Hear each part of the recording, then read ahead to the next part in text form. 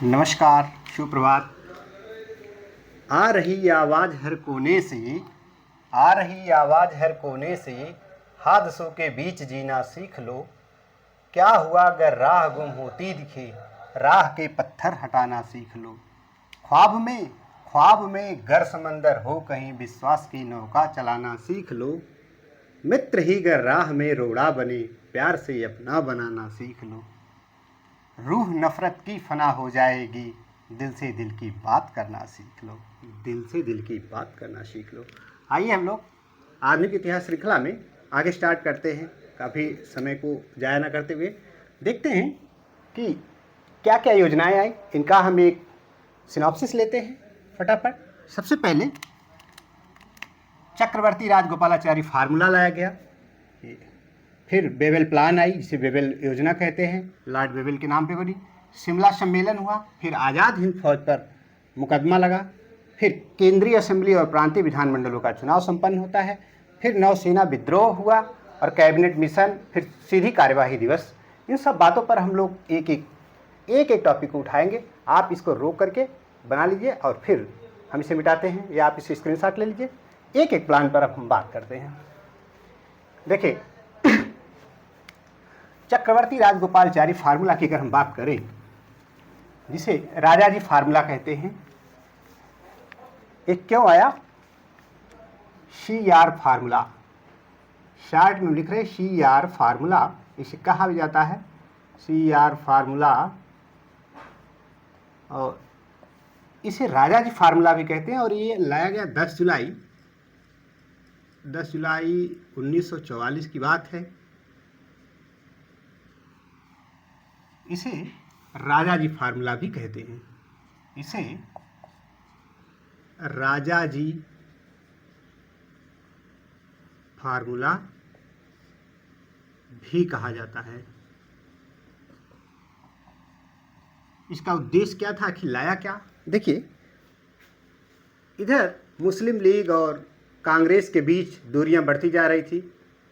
एक दूसरे का समर्थन ढंग से नहीं हो पा रहा था, या कहीं ये कि कांग्रेस और लीग में सामंजस्य नहीं बन पा रहा था, क्योंकि यही दोनों बड़ी पार्टियां थीं। तो होता क्या है कि गांधी जी उस समय जेल में थे। गांधी जी ने चक्रवर्ती राजगोपालाचारी के माध्यम से कहा कि कोई ऐसी प्लान सेट करिए, कोई ऐसी योजना लाइए, कोई ऐसा प्रस्ताव दीजिए जिससे कांग्रेस और लीग दोनों सहमत हो जाए। तो कांग्रेस और लीग के बीच सामंजस्य बैठाने के लिए जो प्रस्ताव लाया गया, उसे कहा जाता है राजा जी फार्मूला। तो इस बात को मैं यहाँ पे लिख देता हूँ। कांग्रेस व लीग, लीग मतलब मुस्लिम लीग, के बीच सामंजस्य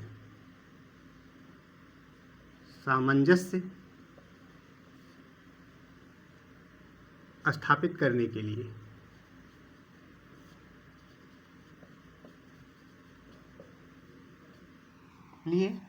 या यूं कह सकते हैं कि दोनों के बीच एक जो प्रस्ताव लाया गया, कांग्रेस और लीग के बीच सामंजस्य स्थापित करने के लिए प्रस्ताव, इसी प्रस्ताव को राजा जी फार्मूला या चक्रवर्ती राजगोपालाचारी फार्मूला या CR फार्मूला के नाम से जाना जाता है।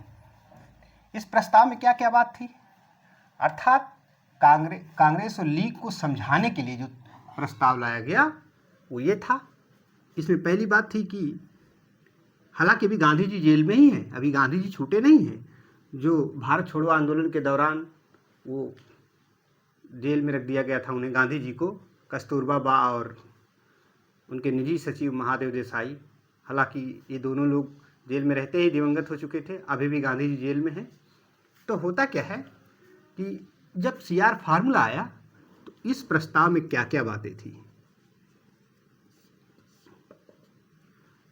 कांग्रेस व लीग दोनों मिलकर सबसे पहले आज़ादी की लड़ाई लड़ो।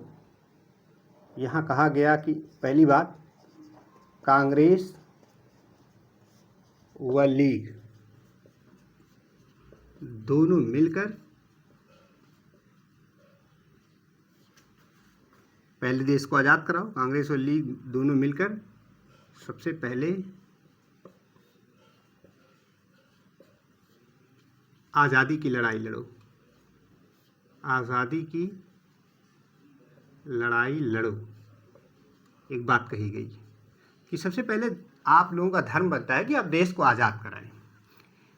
दूसरी बात, यदि कोई अंतरिम सरकार बनती है, यदि कोई अंतरिम सरकार बनती है, सरकार बनती है, तो लीग को कांग्रेस का समर्थन करना चाहिए, लीग को कांग्रेस का समर्थन करना चाहिए।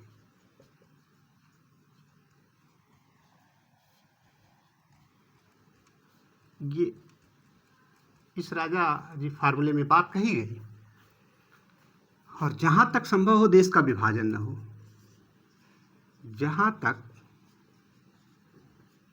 संभव हो देश का विभाजन ना हो, देश का विभाजन ना हो, ना हो। और यदि विभाजन की स्थिति बने भी, और यदि विभाजन की स्थिति बने भी, तो देश को आंतरिक रूप से बांट लीजिए, आंतरिक रूप से बांट लीजिए।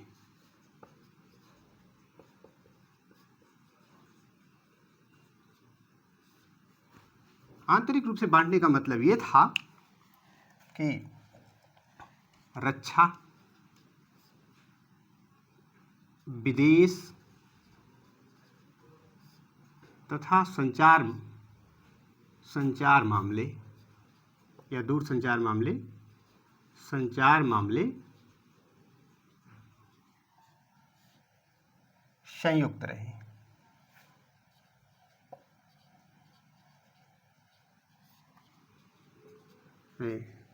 और कहा कि अगर ऐसी बात बन रही तो पूरा देश एक ही रहने दो,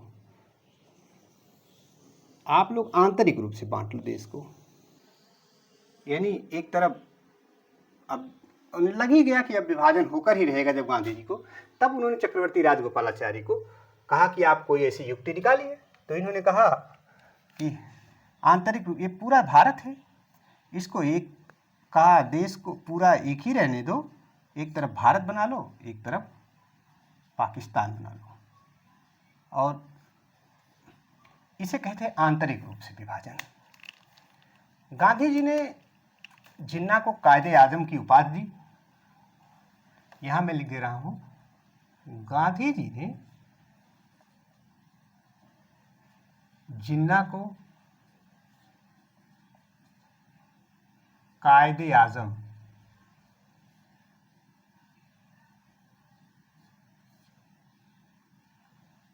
की उपाधि दी, की उपाधि दी, परंतु जिन्ना ने अस्वीकार कर दिया।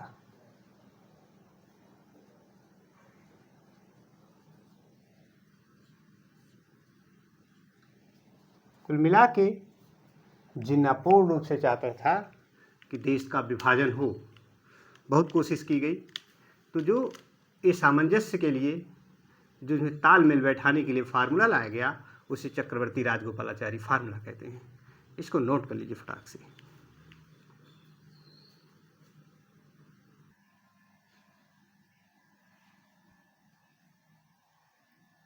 तो इसे आप लोग करके भी नोट बना सकते हैं।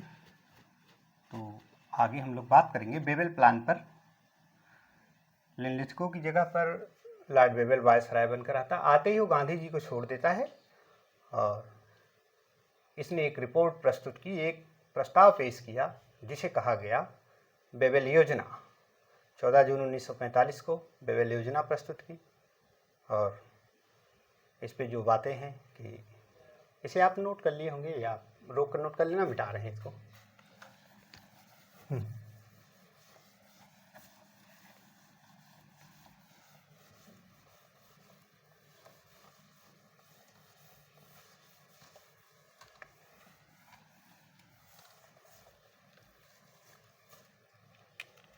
अब हम बात करेंगे सॉरी वेवेल प्लान, वेवेल योजना। वेवेल योजना, और ये आती है 14 जून 1945 को लिनलिथगो की जगह पे अब वायसराय बनकर आता है लॉर्ड वेवेल। तो वायसराय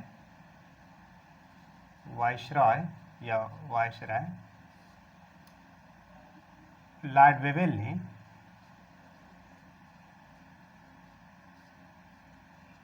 ने गांधी जी को रिहा किया,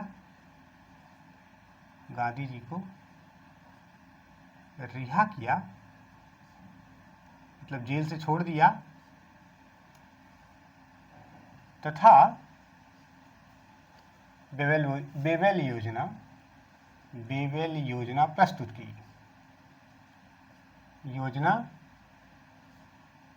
प्रस्तुत की।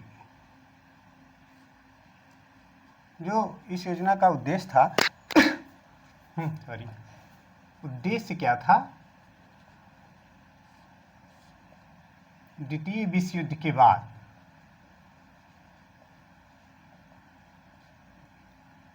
भारतीयों का सहयोग प्राप्त करना।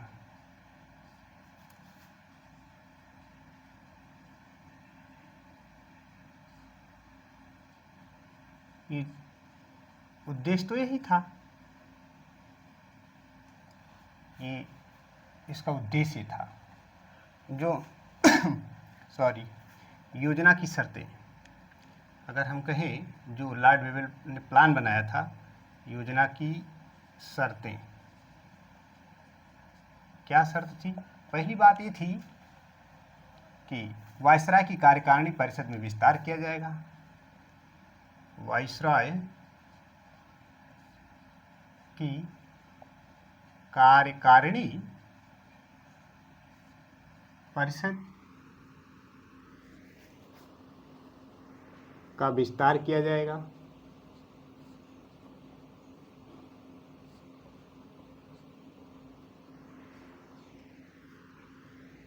तथा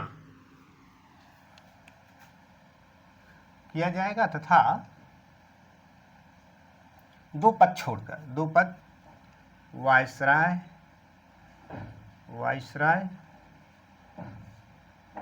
और सेनापति के पद को छोड़कर, सेनापति के पदों को छोड़कर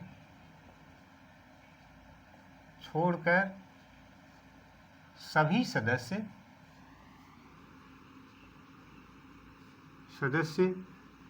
भारतीय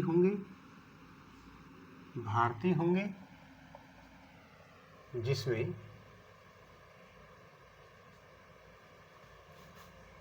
50% हिंदू तथा 50% मुस्लिम होंगे। अब अंग्रेजों ने कार्ड खेलना शुरू कर दिया। अंग्रेज भारत शासन अधिनियम में, ये कहूँ कि 1909 की बात करूँ, भारत परिषद अधिनियम, यह बोलते हैं मार्लिमेंटो सुधार जिसे कहा गया, वैसे वो सुधार तो था नहीं, और वो एक जहर बोया था। 1909 के कानून से ये समस्या आती चली आ रही। अंग्रेजों ने डिवाइड एंड रूल की नीति अपनाई। यहाँ पर भी हिंदू मुस्लिम ही कर रहे हैं ये, और लीग यही चाहती थी। अब लीग को लिंक मिल गया, लीग जो है अपना लीग ही बना डाली इस पर। तो एक बात तो ये हो गई कि वायसराय की कार्यकारिणी परिषद का विस्तार किया जाएगा, जिसमें सेनापति और वायसराय के पदों को छोड़कर सभी सदस्य भारतीय होंगे। उसमें भी 50% हिंदू होंगे तथा 50% मुस्लिम होंगे। ऐसा प्रावधान वेवेल योजना में था। और कहा गया कि द्वितीय विश्व युद्ध के बाद, वर्ल्ड वार सेकेंड के बाद, द्वितीय विश्व युद्ध के बाद संविधान सभा का या संविधान समिति का निर्माण होगा। समिति का निर्माण किया जाएगा।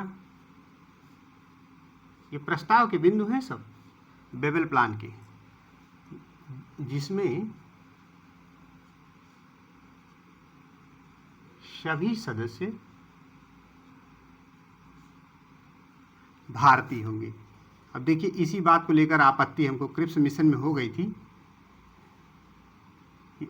उसमें कहा गया था कि अधिकांश सदस्य भारतीय होंगे, लेकिन बेबल योजना में कह दिया गया जिसमें सभी सदस्य भारतीय होंगे।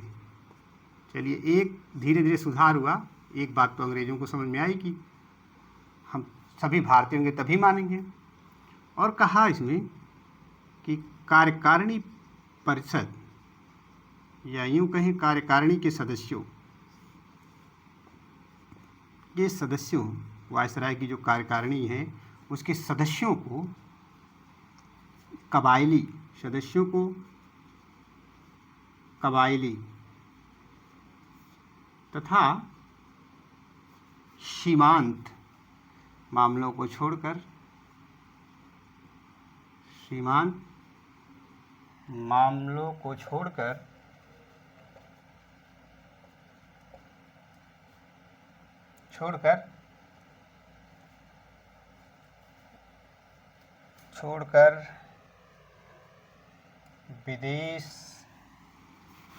विदेश मामलों पर भी निर्णय लेने का अधिकार होगा।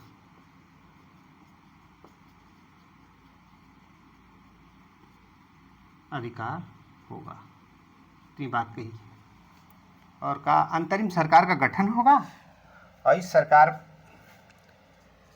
अंतरिम सरकार का गठन किया जाएगा। अंतरिम सरकार का गठन किया जाएगा, गठन किया भी गया था। अंतरिम सरकार का गठन किया जाएगा।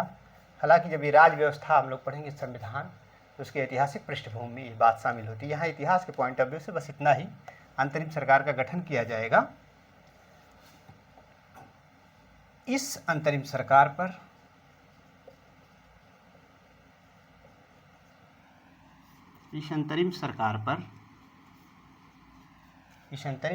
पर वाइसराय वीटो शक्ति का इस्तेमाल नहीं करेगा। वीटो शक्ति का प्रयोग नहीं करेगा।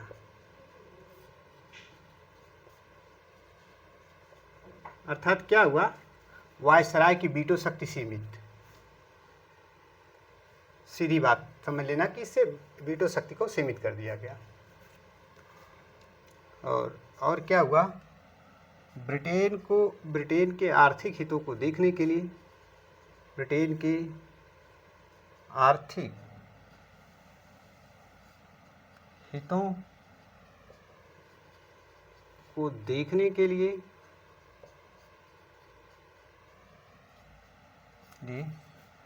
भारत में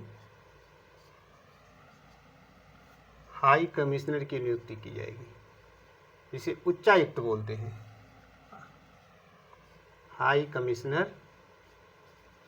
की नियुक्ति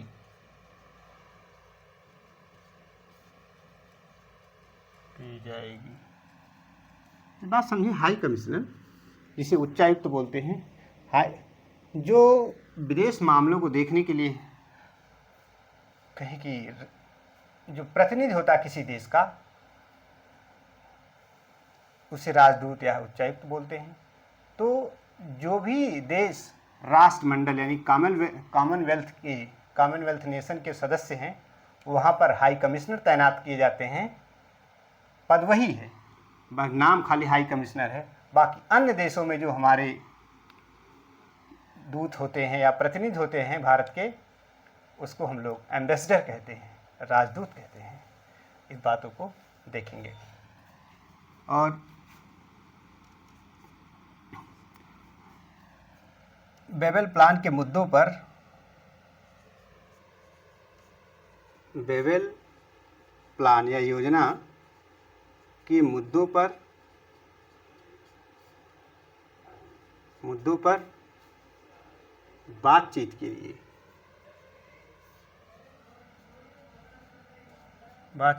के लिए शिमला सम्मेलन बुलाया जाएगा। शिमला सम्मेलन का आयोजन, इतनी बात बेबेल प्लान में की गई। और ये भी कहा गया कि कांग्रेस के सभी सदस्यों को रिहा कर दिया जाएगा जो कैदी हैं। इस बात को नोट कर लें, और साथ साथ आप नोट करते भी गए होंगे, फिर भी कुछ समय के लिए आप इसे नोट कर लें, फटाफट समझते चले। पॉइंट्स आपको एग्ज़ाम में यहीं से मिलेंगे। और ख़ास करके आजकल जो ट्रेंड बना है ये आता है कि योजनाओं का नाम दे देगा, Chakravarti Rajagopalachari formula, SCR formula, Wavell plan, Shimla सम्मेलन, तमाम योजनाओं का नाम दे देगा, घटनाओं का, उनको कहेगा कालानुक्रम के अनुसार व्यवस्थित करिए। तो पहले कौन आई, उसके बाद कौन आई, उसके बाद कौन आई, इस तरह से प्रश्न आजकल बनने लगे। तो इस प्लान पे विचार करने के लिए 24 जून से 14 जुलाई तक शिमला में एक सम्मेलन आयोजित किया गया, जिसे इतिहास में हम शिमला सम्मेलन कहते हैं। और विभिन्न दलों के प्रतिनिधियों ने इसमें हिस्सा लिया, और इसका उद्देश्य था शिमला सम्मेलन का कि जो बेबेल प्लान दी गई है, बेबेल योजना दी गई है, उस पर बिंदुवार विचार करना था। तो लोग सहमत भी हुए। कांग्रेस के प्रतिनिधि बनकर अबुल कलाम आज़ाद पहुंचे, और मुस्लिम लीग के जो प्रतिनिधि थे मोहम्मद अली जिन्ना, और अकाली दल के प्रतिनिधि तारा सिंह, आदि सभी दलों के सदस्य वहां उपस्थित हुए। और उस दौरान सारी बातों पे चर्चा हो रही थी, लेकिन जो ये वाली बात है कि 50% हिंदू 50% मुस्लिम, तो उन्होंने कहा, मौलाना अबुल कलाम आज़ाद कह रहे थे कि अंतरिम सरकार में जो हिंदू मुस्लिम के बराबर सदस्यों की बात कही गई, ये बात ठीक नहीं है, क्योंकि हिंदू मुस्लिम बराबर संख्या में हैं भी नहीं। और कहने का मतलब इस बात का मौलाना अबुल कलाम आज़ाद ने विरोध किया। तो जिन्ना चिढ़ गया। जिन्ना ने कहा अबुल कलाम आज़ाद कांग्रेस की ओर से नहीं आ सकते, मुस्लिम केवल मुस्लिम लीग की तरफ से आ सकते हैं, कोई मुसलमान जो है कांग्रेस की तरफ से नहीं आ सकता।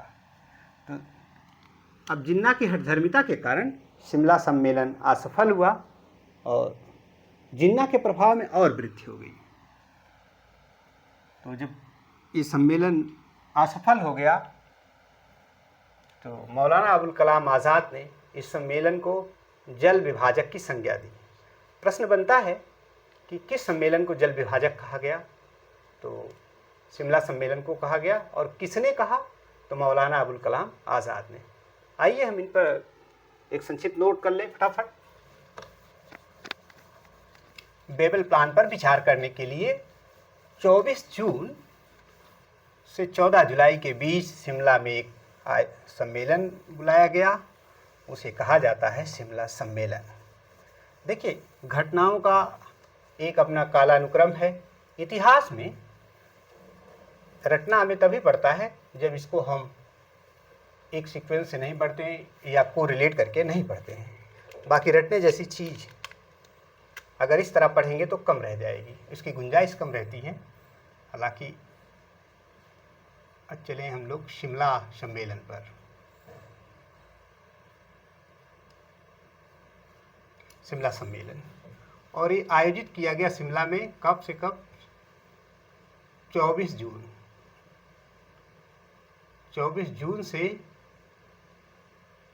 14 जुलाई।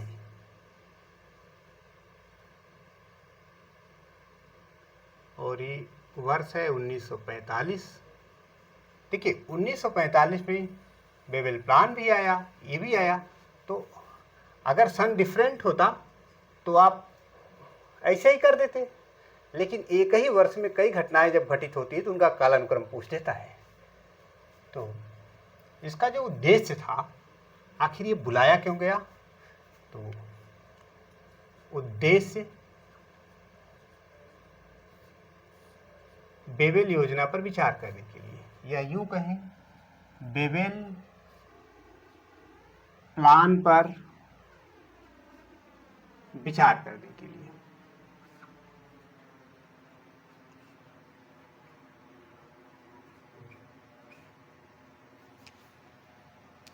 कांग्रेस की ओर से मैं कहूं, अगर यहां दल लिख दूं और यहां प्रतिनिधि,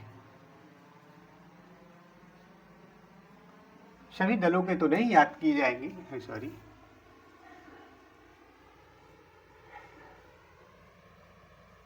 प्रतिनिधि कांग्रेस की ओर से मौलाना अबुल कलाम आज़ाद, मौलाना अबुल कलाम आज़ाद, भारत के पहले शिक्षा मंत्री भी थे, आज़ाद भारत के प्रथम शिक्षा मंत्री मौलाना अबुल कलाम आज़ाद थे, कांग्रेस की ओर से गए थे। और मुस्लिम लीग की तरफ से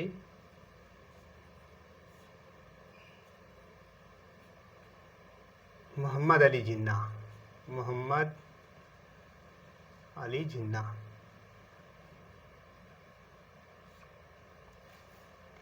अकाली दल, अकाली नेता थे, उनका नाम था, अकाली दल से थे तारा सिंह, तारा सिंह, तीन महत्वपूर्ण नाम है। बाकी अन्य लोग भी थे, मैं यहाँ आज लिख दे रहा हूँ, आज लोग गए थे। तो अबुल कलाम आज़ाद ने कहा इस सम्मेलन में क्या क्या बात, मुद्दे जो उठे, तो अबुल कलाम आज़ाद ने कहा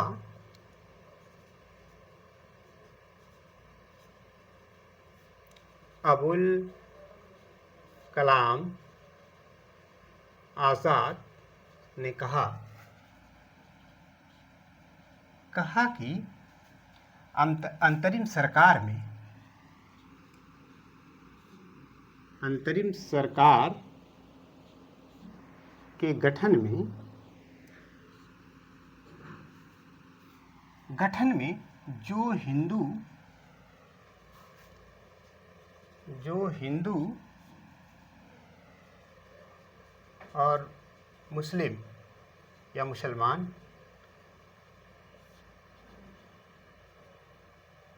के बराबर सदस्य की बात कही गई है, के बराबर सदस्यों की बात कही गई है, सदस्यों की बात कही गई है,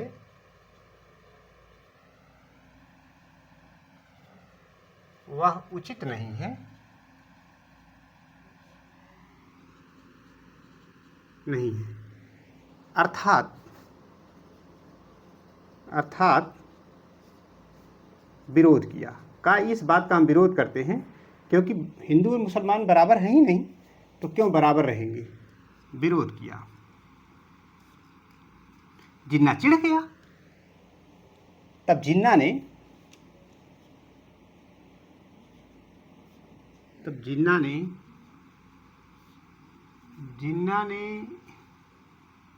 कहा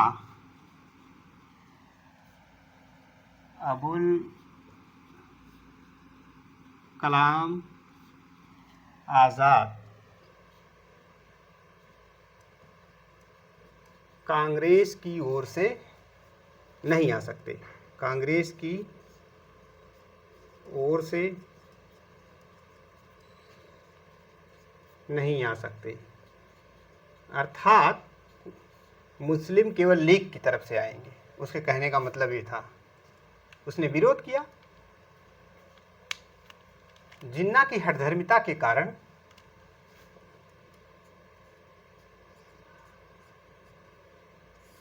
जिन्ना की हठधर्मिता के कारण शिमला सम्मेलन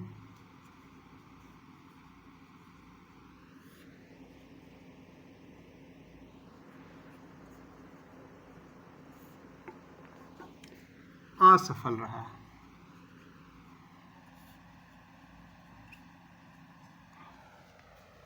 तथा जिन्ना के प्रभाव में वृद्धि हुई, तथा जिन्ना की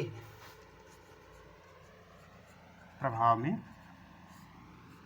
वृद्धि हुई, अर्थात अब मुसलमान जिन्ना को और तेजी से चाहने लगे। अब लगभग देश बंटने के ही कगार पर आ गया था। वृद्धि हुई तो मौलाना अबुल कलाम आज़ाद ने इस सम्मेलन को जल विभाजक की संज्ञा दी। मौलाना अबुल कलाम आज़ाद ने इस सम्मेलन को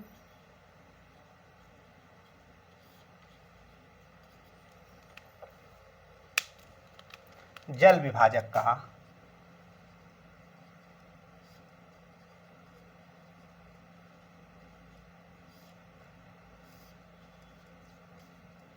की संज्ञा दी।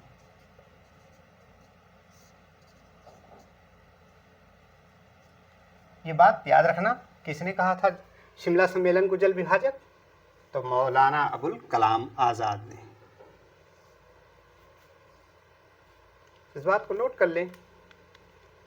तो हमने देखा चक्रवर्ती राजगोपालचारी फार्मूला, बेबल प्लान देखा, और बेबल प्लान पर जो विचार करने के लिए शिमला में सम्मेलन हुआ 24 जून से 14 जुलाई के बीच, उसे कहा गया शिमला सम्मेलन। Note down.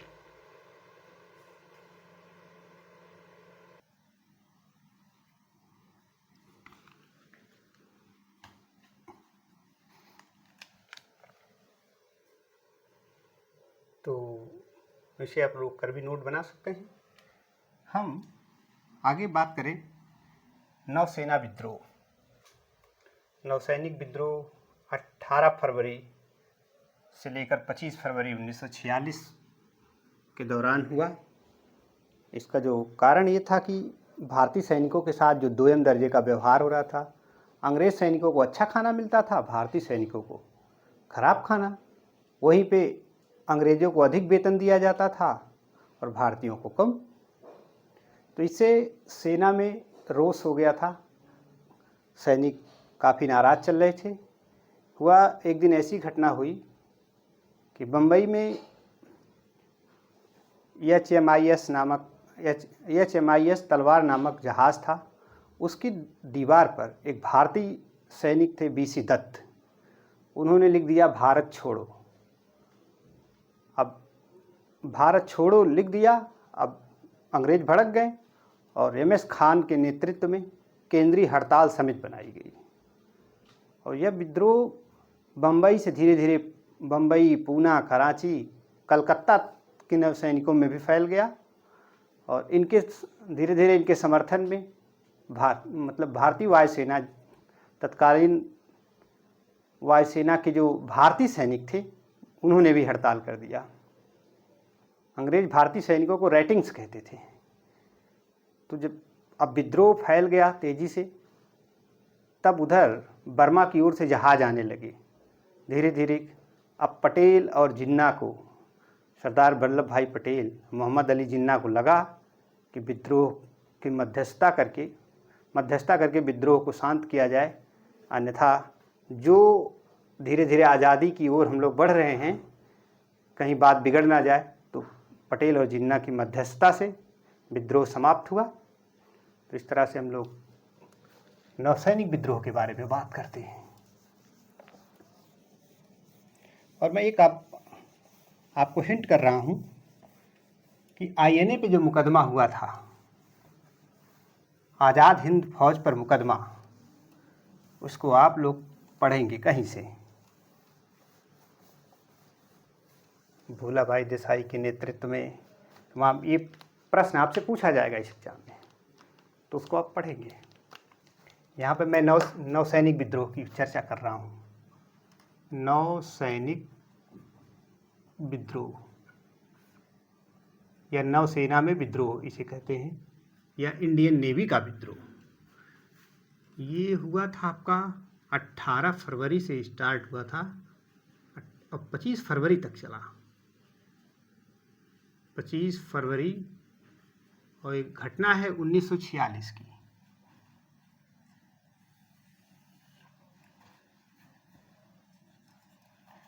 और इसका जो नेतृत्वकर्ता थे नेतृत्वकर्ता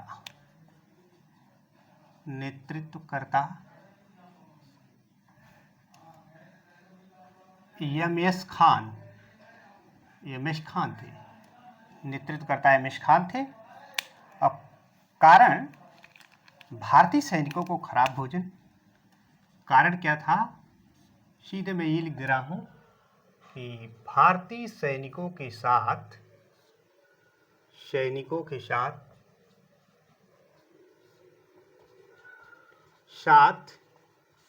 दोयम दर्जे का व्यवहार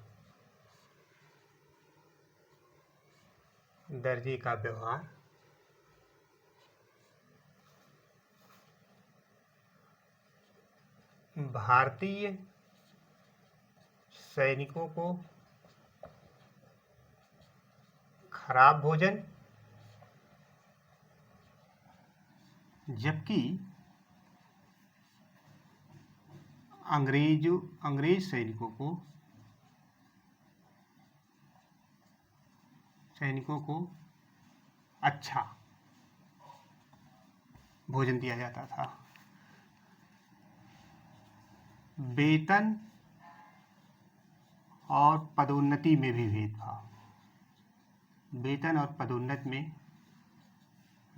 भेदभाव। अगर कोई अंग्रेज है तो उसका प्रमोशन जल्दी हो जाएगा, भारतीय सैनिक है तो उसका प्रमोशन जल्दी नहीं होगा। तो इससे सैनिक रुष्ट होने लगे, यानी सेना के सिपाहियों में आक्रोश होने लगा। लेकिन जो इसका तात्कालिक कारण है उसको देखते हैं हम लोग। तात्कालिक कारण, कोई घटना घटित होती है तो उसके पीछे सीरीज ऑफ एक्शन होता है, यानी कई बातों की श्रृंखला होती है। लेकिन कुछ घटना ऐसी होती है कि तत्काल प्रभावित कर देती है, उसी को कहते हैं तात्कालिक कारण। तो मैं अगर तात्कालिक कारण में बात करूं तो बंबई में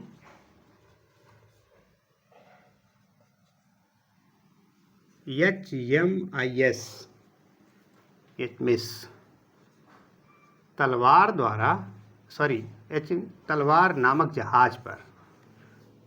नामक जहाज पर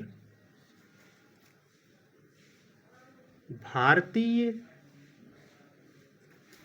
सैनिक, जिनका नाम था BC दत्त द्वारा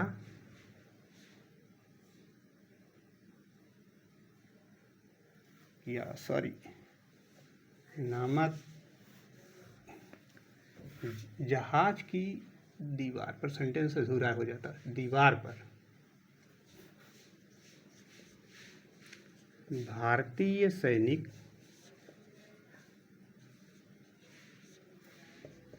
BC दत्त द्वारा भारत छोड़ो लिखा गया। ये तो तत्कालिक कारण था। देखिए, अब ये तत्कालिक कारण था। और दूसरी बात कि एम.एस. खान के नेतृत्व में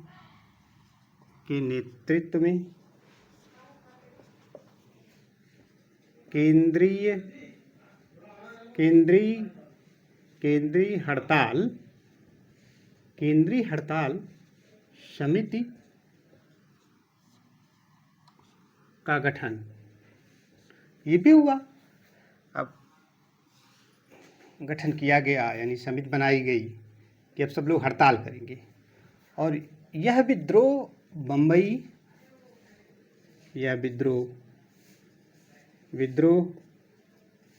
बम्बई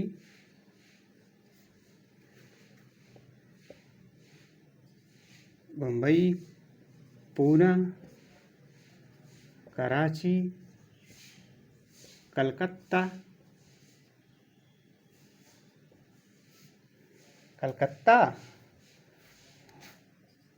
के नौसैनिकों में भी फैल गया, कि नौसैनिकों में भी फैल गया। अब क्या होता है, और इनके समर्थन में वायुसेना के भारतीय सैनिक भी आ गए। इनके समर्थन में वायुसेना के भारतीय सैनिक भी आ गए।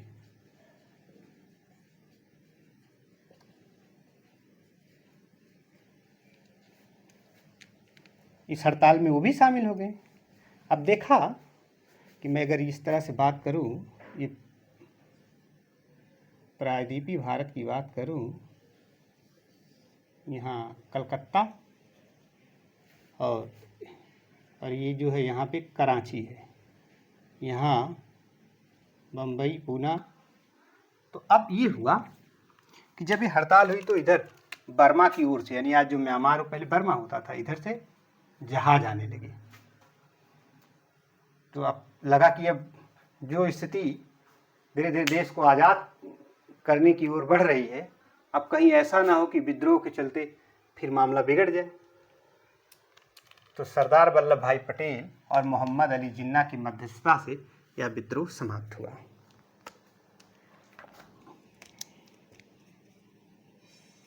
सरदार वल्लभ भाई पटेल व जिन्ना की मध्यस्थता से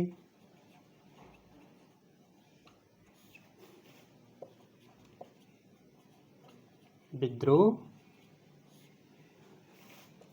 समाप्त हुआ।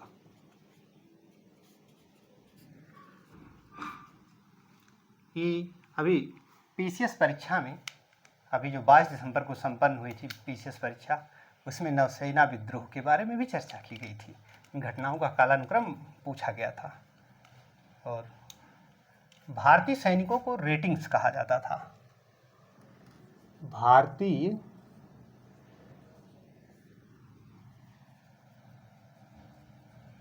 सैनिकों को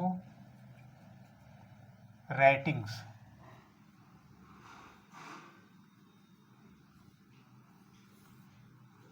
कहा जाता था। तो इस तरह से इस बात को आपने नोट कर लिया होगा, या कर लीजिए थोड़ी देर रुककर। बहुत महत्वपूर्ण टॉपिक है।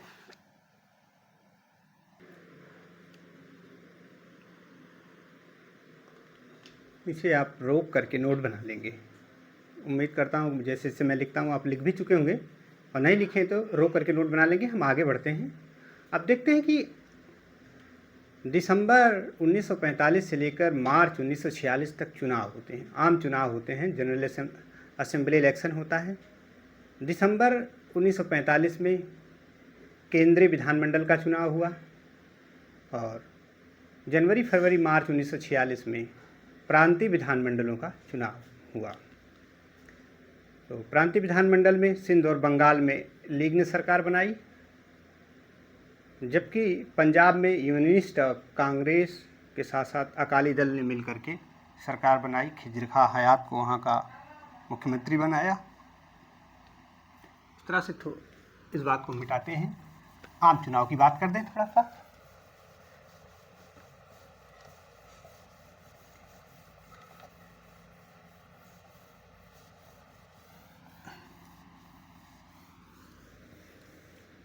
आम चुनाव,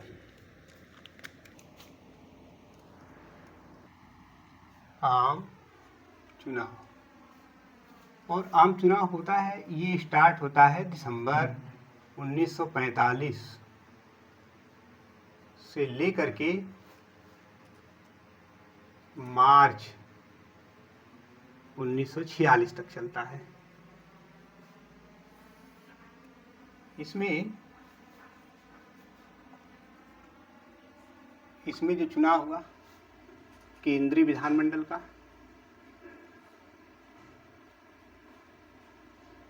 केंद्रीय विधानमंडल का चुनाव संपन्न हुआ और ये हुआ दिसंबर 1945 में। और 102 सीटों में 57 सीटें कांग्रेस ने जीती।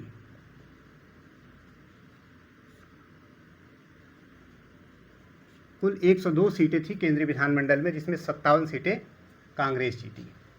एक ये बात थी, अच्छा प्रदर्शन रहा कांग्रेस का। और फिर प्रांतीय विधानमंडलों का चुनाव,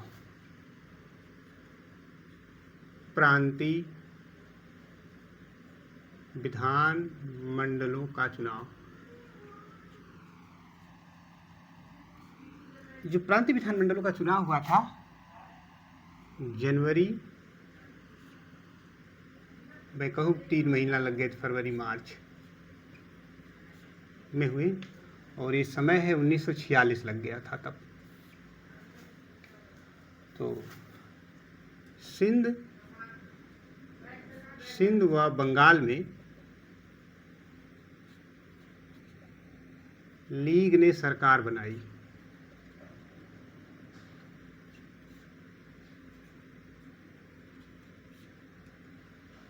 मुस्लिम लीग ने सरकार बनाई। और जो इनको पूछा जाता है, यहाँ का मुख्यमंत्री बना,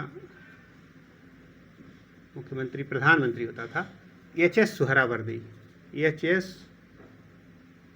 सुहरावर्दी।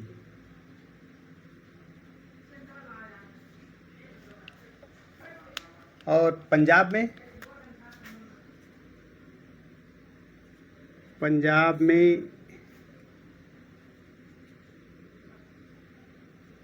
यूनियनिस्ट पार्टी,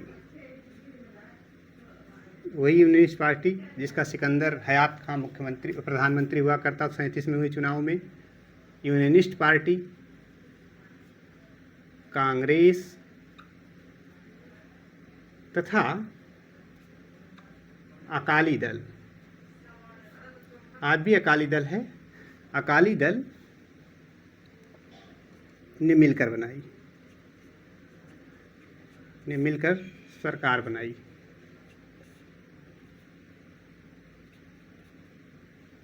और जो इसका जो प्रधानमंत्री बना था, मुख्यमंत्री जो बना था, उसका नाम था खिज्र हयात खां, खिज्र हयात खां। तो इस बात को नोट कर लें, फिर हम लोग सीधे कैबिनेट मिशन पे आएंगे।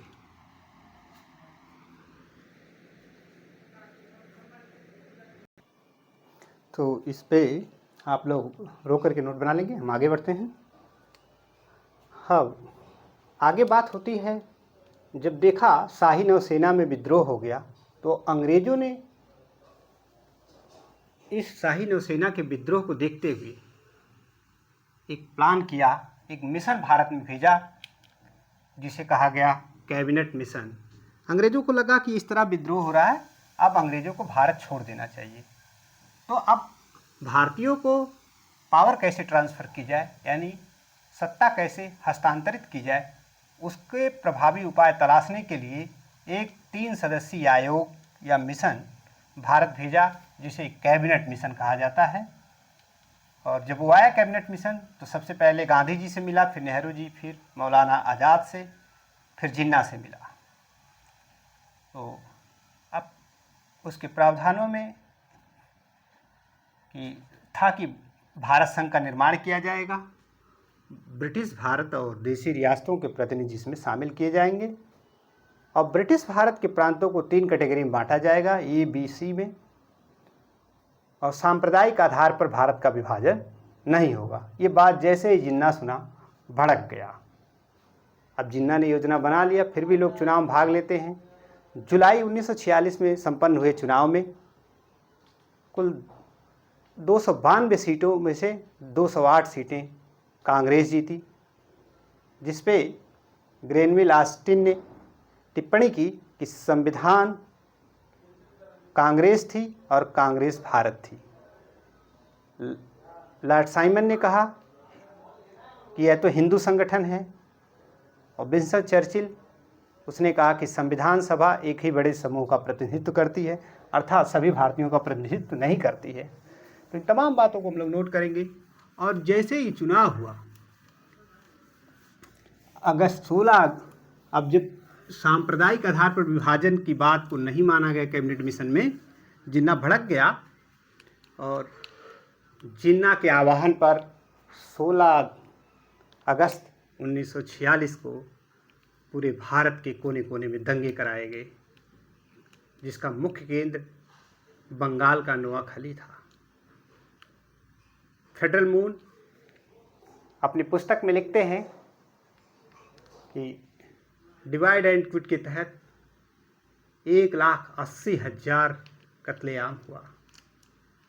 जब इतना बड़ा कत्लेआम देखा तो सरदार वल्लभ भाई पटेल ने कहा, जिन्ना विभाजन चाहें या ना चाहें, लेकिन हम विभाजन चाहते हैं। और कहा कि यदि भारत का विभाजन नहीं हुआ तो भारत के प्रत्येक कार्यालय में एक अलग से पाकिस्तान होगा। सरदार वल्लभ भाई पटेल काफ़ी दुखी हुए। हालांकि इस दंगे को शांत कराने के लिए गांधी जी नोआखली गए और बंगाल में एच.एस. सुहरावर्दी से मिले, दंगे को शांत कराया।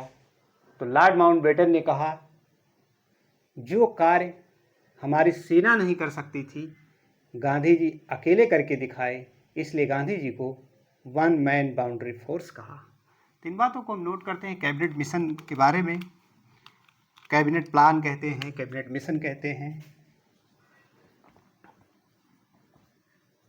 कैबिनेट मिशन, और कैबिनेट मिशन आया मार्च 1946 में, 24 मार्च 1946। हालांकि डेट कोई बड़ा वो नहीं, बस इतना जाने कि अंग्रेज़ों ने भेजा और ये 3 सदस्यीय आयोग था। इसके जो 3 सदस्य थे, पहले सदस्य Lord Pethick Lawrence, Lord Pethick Lawrence, ये उस समय भारत सचिव था, इसको भेजा गया। और दूसरे थे जो क्रिप्स मिशन में आया था, स्टेफोर्ड क्रिप्स, स्टेफोर्ड क्रिप्स, और ये व्यापार बोर्ड का अध्यक्ष था, व्यापार बोर्ड का अध्यक्ष। व्यापार बोर्ड का अध्यक्ष। कुछ अवांछित ध्वनियाँ आ रही हैं, इसलिए क्लास में लगता है रुकनी पड़ेगी क्या। स्टेफोर्ड क्रिप्स, और एक था एवी अलेक्जेंडर। एवी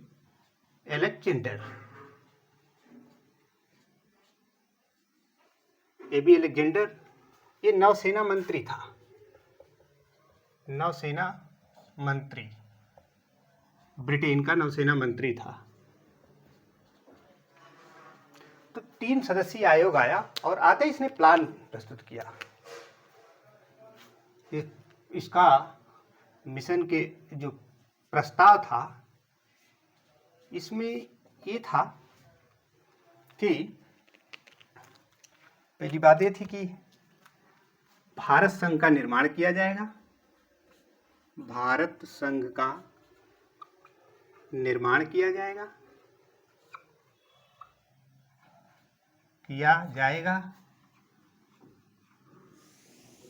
जिसमें ब्रिटिश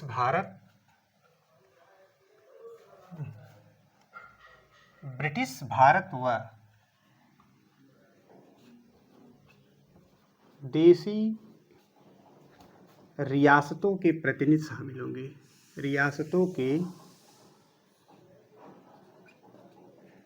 प्रतिनिधि शामिल होंगे।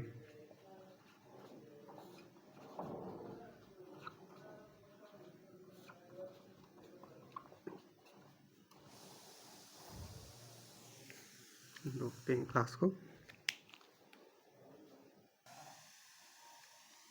कतिपय कारणों से आज की क्लास यहीं स्थगित की जाती है। फिर हम अगली क्लास में मिलते हैं। आपका समय शुभ हो।